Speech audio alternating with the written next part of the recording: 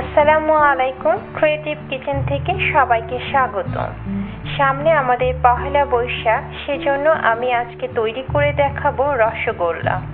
রসগোল্লা তৈরি করতে আমার লাগবে, এখানে আমি 1 কেজি দুধকে ছানা করে নিয়েছি, আর নিয়েছি 2 টিস্পুন চিনি এবং 2 টিস্পুন ময়দা। রসগোল্লা মোটামুটি আমরা সবাই খেতে পছন্দ করি, তো আমি সবসময় চেষ্টা করি খুব অল্প সময় এবং অল্প কিছু উপকরণ দিয়ে খাবার তৈরি করতে।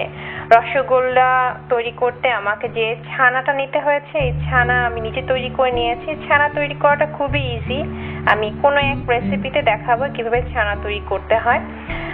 যেহেতু ছানাটাকে খুব ভালোভাবে ময়ান করতে হয়, তো আমি একটি ফুড প্রসেসরের সাহায্য নিব।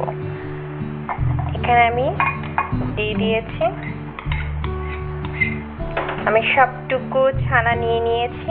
এখন চিনি ও ময়দা নিয়ে এর সাথে অ্যাড করলাম।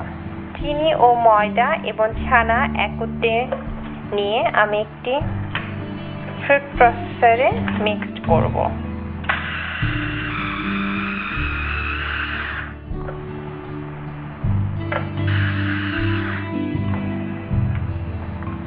আমার ছানা হয়ে গিয়েছে, দেখুন খুব সফট হয়েছে।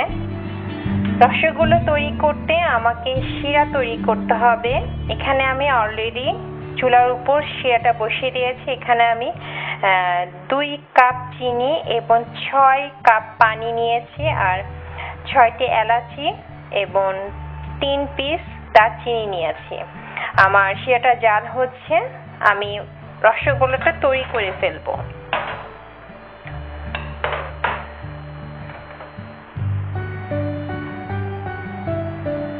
এখানে মোট 15 পিসের মতন, 10 থেকে 15 পিসের মতো রসগোল্লা হবে।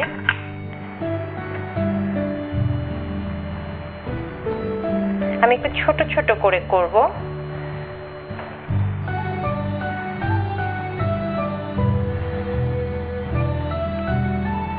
দেখুন এভাবে গোল করতে হবে এবং গোলটা খুব সুন্দর করে করতে হবে, তাহলে যখন শিরায় দেওয়া হবে স্কিনটা দেখতে সুন্দর লাগবে। মিষ্টি খেতে মোটামুটি আমরা সবাই খুব পছন্দ করি। দেশে মিষ্টি কিনে এনে খাওয়াটা খুব একটা ঝামেলার না, দোকানে কি মিষ্টি কিনতে পাওয়া যায়, কিন্তু আমরা যারা বিদেশে থাকি তারা সব সময় মিষ্টি কিংবা যে কোনো দেশীয় জিনিস পাই না। আমাদের জাপানে এক সময়, আমি যখন জাপানে প্রথম আসছি তখন জাপানে কোনো রকম মিষ্টি পাওয়া যেত না। টাটকা মিষ্টি যেটা বলে ওটা পাওয়া যেত না, ফ্রোজেন কিংবা ক্যানের যে মিষ্টি সেগুলো পাওয়া যেত। তো আমি সবসময় মিষ্টি খুব পছন্দ করি। এটা নিজে নিজে বানিয়েছি, যে কোনো মিষ্টি আপনারা নিজে নিজে বানিয়ে খেতে পারেন। আমি বিদেশে আসার পরে আমার হাজবেন্ড প্রথম আমাকে এই মিষ্টিটা করে খাইয়েছে। এই মিষ্টিটা বানাতে খুব বেশি সময় লাগে না, কিন্তু গোলটা করতে যা একটু সময় লাগে। আমার শিরাটা বলক চলে এসেছে।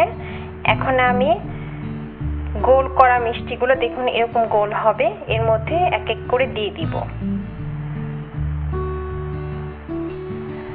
আমি ঢেকে দিব।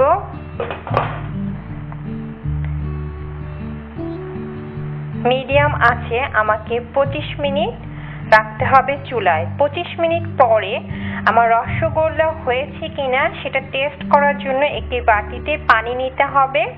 যদি পানির নিচে রসগোল্লাটা চলে যায় তাহলে বুঝতে হবে আমার রসগোল্লা হয়ে গিয়েছে। আমরা এখন 25 মিনিট অপেক্ষা করব রসগোল্লা হওয়ার আগ পর্যন্ত। আমার রসগোল্লা হয়ে গিয়েছে। রসগোল্লাটা এখনো গরম আছে, আমি 25 মিনিট জাল দিয়েছি। 25 মিনিট পর দেখা গেছে আমার রসগোল্লাটা হয়ে গিয়েছে। এখন এই রসগোল্লাটা যেহেতু গরম আছে, আমি এই পাত্রেই রাখবো। রসগোল্লাটা যখন ঠান্ডা হয়ে যাবে তখন আমি পরিবেশন পাত্রে রাখবো। তা না হলে যেহেতু গরম আছে, পরিবেশন পাত্রে দেওয়ার সময় রসগোল্লা অনেক সময় ভেঙে যায়। আর এইভাবে আমি এই পাত্রে রসগোল্লাকে মোট 7 ঘন্টা রাখবো। 7 ঘন্টার পর রসগোল্লা আমার খাওয়ার উপযোগী হবে। তো সবাই ভালো থাকবেন। আল্লাহ হাফেজ।